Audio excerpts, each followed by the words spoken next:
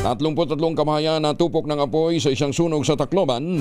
Detalye ng balita mula kay Jimmy Angay-Angay, Aris 32, maupay nga agad Jimmy. 33 kabahayan na tupok ng apoy sa syudad ng Tacloban. Ito ang sinabi ni Tacloban City Fire Station Fire Marshal Chief Inspector Darin Bacliaan.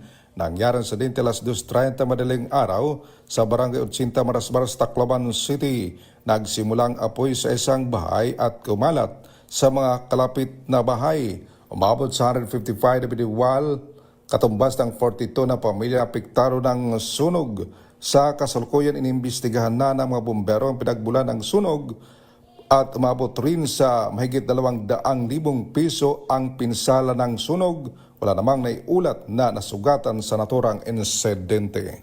Mula dito sa DYVL Action Radyo Tacloban, ito si Ars32 Jimmy Angay-Angay para sa DZRH. Una sa Pilipinas, una sa Pilipino. Daghang salamat Jimmy Angay-Angay.